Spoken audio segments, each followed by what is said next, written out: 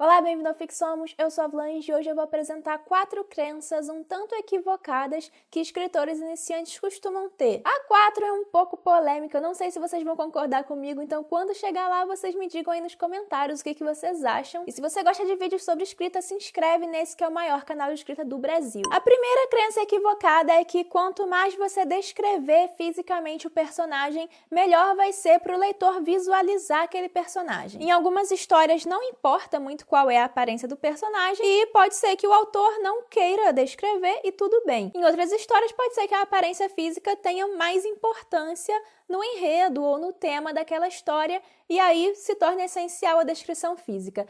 Só que uma coisa que muitos escritores iniciantes pensam é que quanto mais detalhes você colocar numa descrição física, mais fácil vai ser para o leitor visualizar aquele personagem, então vai ser melhor para o leitor, né, quando ele está lendo aquele livro. Acontece que muitos detalhes em descrição física acaba muitas vezes ficando algo exagerado e algo que o leitor não vai gravar, não vai memorizar, e aquilo às vezes não vai ajudar o leitor a visualizar o personagem simplesmente porque o leitor visualiza o personagem como quer. Pensa comigo, quando você vai ler um livro, você não imagina o personagem do seu jeito? E aí pode ser que você já tenha uma visão do personagem, né, que você criou da sua cabeça, e aí depois de algumas páginas o escritor colocou assim, fulano tinha cabelos cacheados, loiros e olhos verdes. Só que você imaginou ele com cabelo liso e olhos azuis, sabe? Então, quando a descrição física não é importante para a história, o leitor, ele muitas vezes vai ter uma própria imagem do personagem. E mesmo que você coloque ali detalhes da descrição, aquilo não vai entrar muito na mente do leitor. E outra coisa também, quando você coloca muitos detalhes, às vezes isso acaba atrapalhando mais do que ajudando o leitor a visualizar. Como assim, né? Parece ser contraditório isso que eu estou dizendo. Mas, por exemplo, se você diz, o personagem X é magro.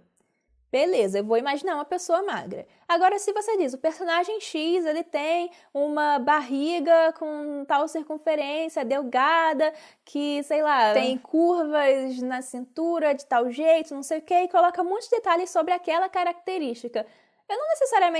Eu enquanto leitora, né, não necessariamente vou imaginar o tipo de corpo que você, escritor, está fazendo tanta questão de descrever com tantos detalhes. Eu vou simplesmente imaginar uma pessoa magra de acordo com o meu imaginário de uma pessoa magra. E aqueles detalhes acabam sendo desnecessários na descrição. A mesma coisa com roupa, né? Muito escritor iniciante acaba perdendo muito tempo descrevendo vários detalhes da roupa do personagem, sendo que o leitor vai imaginar a roupa como ele quiser, ou às vezes nem vai se importar muito com qual é a roupa se aquilo não for importante para a história. Então, quando você vai colocando descrições que não têm uma real importância e que o leitor não vai se apegar àquilo, não tem muito motivo para você se importar tanto em botar tantos detalhes. Só que essa é uma noção que geralmente a gente vai pegando mais conforme a gente vai ganhando experiência na escrita e conforme a gente vai recebendo também feedbacks, né, das coisas que a gente escreve. A segunda crença equivocada é que quando você escreve um universo fantástico, um universo de ficção científica, um universo especulativo, né, em geral, é preciso escrever no livro a história daquele universo. É claro que se o universo que você criou ali na sua história é muito diferente do mundo real, ou tem muitas características assim que vão causar um estranhamento proposital, é claro que você vai descrever aquilo, é claro que você vai, talvez, achar importante colocar como que o mundo chegou naquele ponto ou como que determinados seres ali passaram a existir, coisas assim. Mas isso não significa que você precise colocar toda a história que você tem na sua cabeça sobre aquele universo no livro, porque muitas vezes essas informações elas não vão ser essenciais para o leitor entender aquele universo. Na ficção especulativa, o leitor ele faz muitas associações com o mundo real, obviamente, né? Porque é o mundo que a gente conhece. Então, tem coisas que estão ali no universo especulativo que basta uma associação com o mundo real para o leitor entender de onde veio aquilo ou como aquilo funciona. Não é preciso ficar explicando muito. E quando se trata assim de uma mitologia daquele universo, muitas vezes você vai criar algo super incrível na sua cabeça, mas que quando você coloca ali no livro, acaba deixando a leitura muito arrastada e o leitor, na verdade, não vai gostar muito daquilo. Ele vai querer ver os acontecimentos da história mais do que a mitologia de como aquele universo chegou lá. Então, em vez de você querer colocar toda a história do seu universo fantástico ali no livro, você pode anotar aquilo num documento à parte, que vai servir para você, escritor, e separar o que realmente é importante de passar para o leitor. Tem coisa que não vai ser importante, tem coisa que vai sim ser muito importante. Mas é bom fazer essa diferenciação para não colocar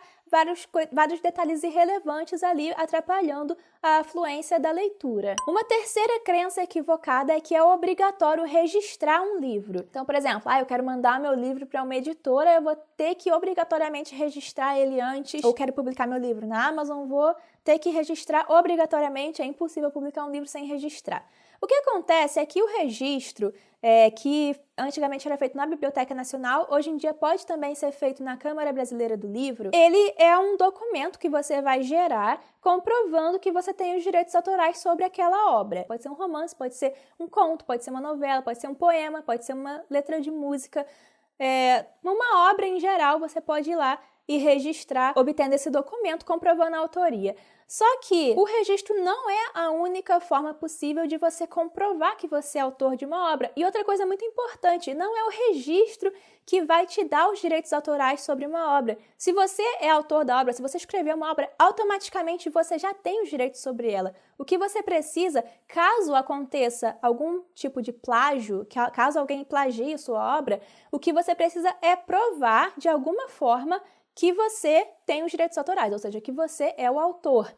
E aí, para você provar que você é o autor, existe o registro, né? Existe esse documento que você vai ter quando você registra, mas você pode também recorrer a outros tipos de prova, que pode ser, por exemplo, a própria publicação na Amazon, né? Tem ali a data que você publicou. Você pode mostrar, por exemplo, se alguém mostrar uma obra que foi feita depois da sua, você fala, não, eu escrevi antes, eu sou o autor de verdade. E quando você vai mandar uma obra para uma editora, se for uma editora séria, né, e não essas falcatruas aí que a gente encontra infelizmente no mercado, a editora não vai roubar a sua obra. Então você não precisa se preocupar caso seja a sua preocupação, né? O fato de, não, a editora vai pegar meu livro, vai me plagiar. Então, eu preciso registrar antes de mandar para a editora. Editoras sérias, elas não vão plagiar um livro, elas não vão roubar um livro. E, por fim, a quarta crença equivocada, que essa, sim, é a mais polêmica, é que a publicação é a coisa mais importante para um escritor. Eu sei que tem muita gente que pensa isso, muita gente só se considera escritor depois que publica uma obra. Mas e um escritor que nunca publicou uma obra? Será que não é tão escritor quanto aquele que publicou? Essas são algumas questões que, inclusive, eu pesquisei, né? Fiz uma pesquisa com o público mesmo, com mais de 600 pessoas,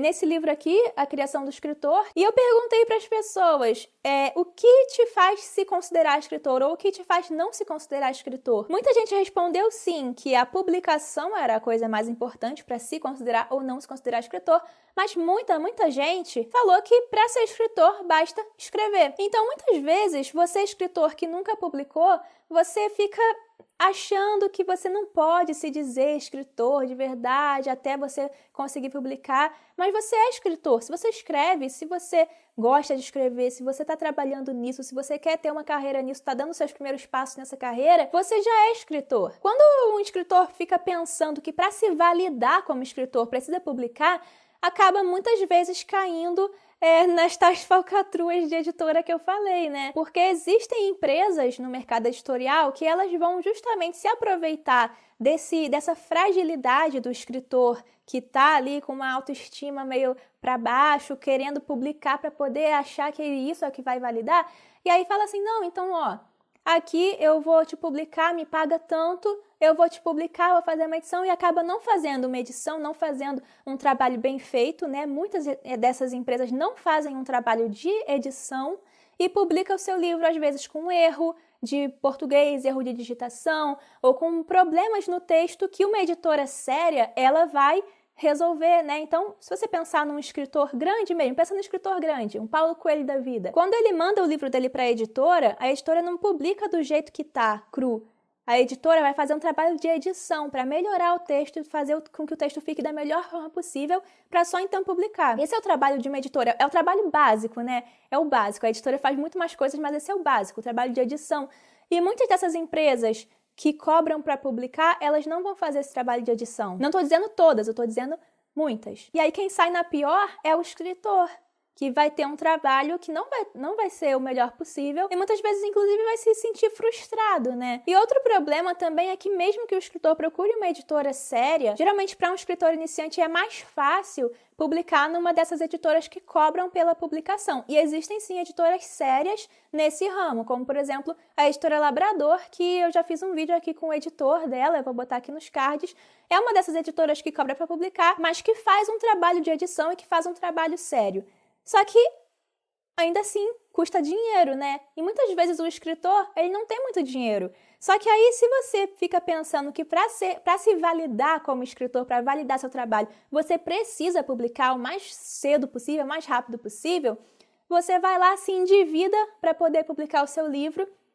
E isso não é bom, sabe? Criar uma dívida não é bom. Então, eu acho que ninguém tem que ter pressa para publicar. É uma coisa que, claro, vamos correr atrás, né? Só que vamos correr atrás para fazer isso do melhor jeito possível e não do jeito mais rápido possível. Enquanto você ainda não conseguiu publicar seu primeiro livro, você já é escritor. Não quer dizer que você não é escritor. Então, vamos ter paciência, que é uma das coisas mais importantes para quem quer seguir essa carreira, né? Então, essas foram 4 crenças equivocadas de escritores iniciantes. Coloquem aqui nos comentários se vocês concordam com isso, o que vocês pensam, né? E se você gostou do vídeo, dá um like, se inscreve nesse que é o maior canal de escrita do Brasil. Na descrição do vídeo você pode ver link para os meus livros e para as minhas redes sociais. E até a próxima!